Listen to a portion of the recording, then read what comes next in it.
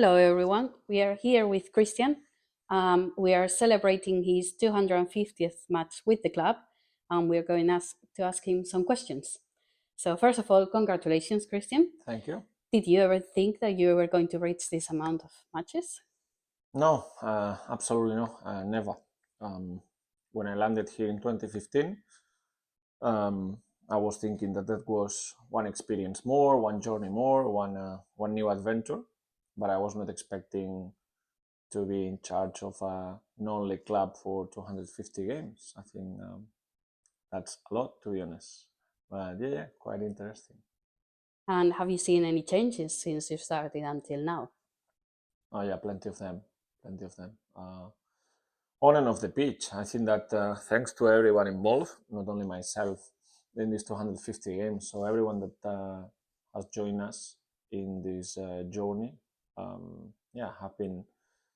have been part of the evolution of the club. Like I said, on and off the pitch. On the pitch, players, staff, and then academy players and academy coaches. Off the pitch, board members, volunteers, sponsors, supporters. It's been massive. I think that the club has changed a lot in these 7 years, for good also. So plenty of changes. And how do you feel now about the current situation of the club? Well, I think that the club is in a really good situation, in a really stable situation, stable position. I think that the setup of the club, the structure, the base is quite strong. The foundations are quite solid. So that allows everything, the evolution, just to be in a really safe atmosphere, safe environment. So I think that of course in the sports side, I think that the club is in a really good position with the ladies team and with the men's team in a really good place. In terms of sporting situation, with the reserves and also the ladies reserve team, the academy going on. So I think that we cannot complain on the pitch. And off the pitch, neither. I think that the club, like I said, is based in a really strong foundations, that we cannot remember that these foundations is the people that is here, just making the club and running the club every day. I think that it has been like a complete 7 years since I joined, of natural growth, of organic growth. And that's the best, because you've been growing every year, step by step, but you've not been rushing, or you've not been committing the club to a position where we shouldn't be.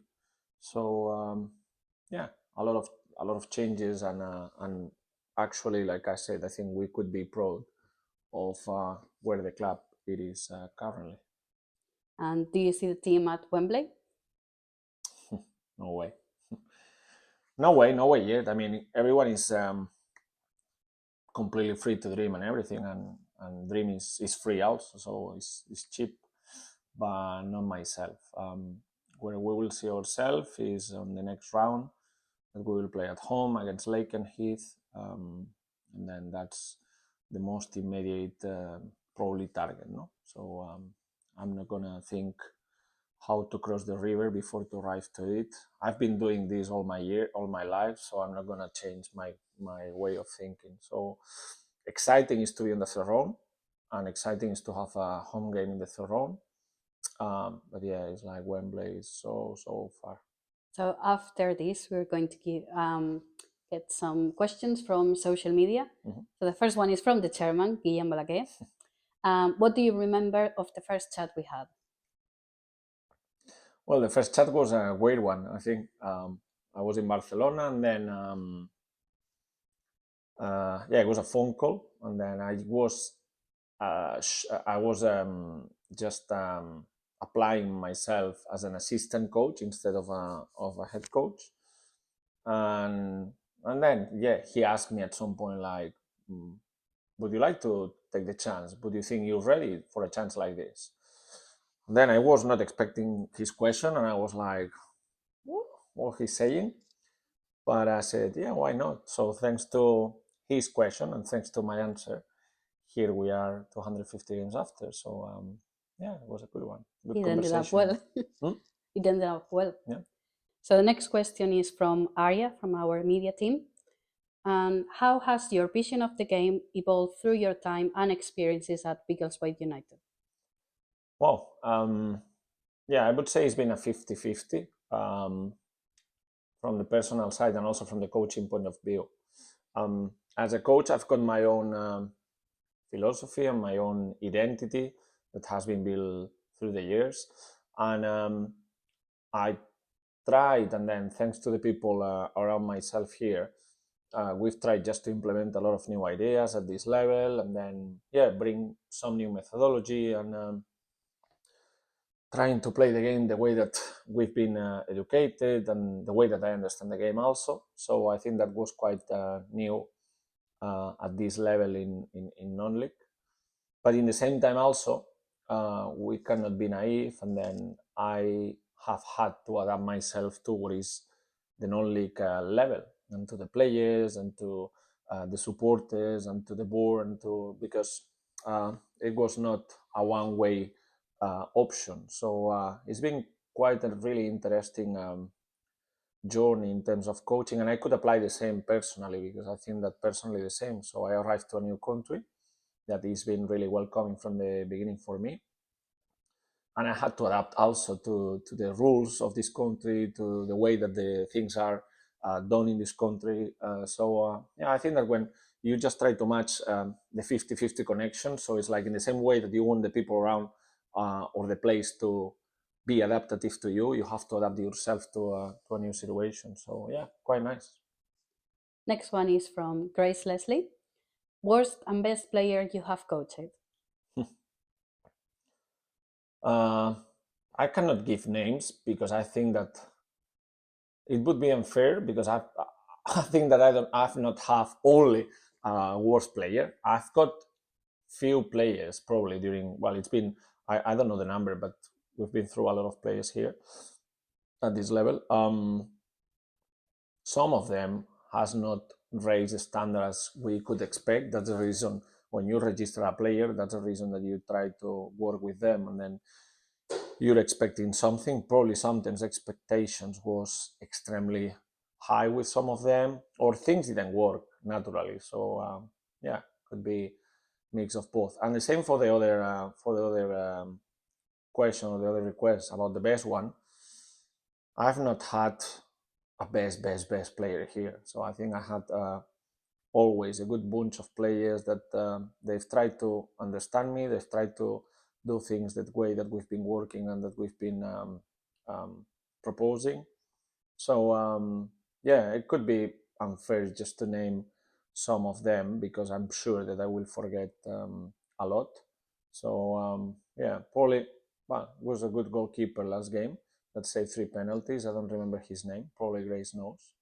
But yeah, no, overall it's like I picked to be involved of really good people around, and I think that, to be honest, we've not been wrong so many times.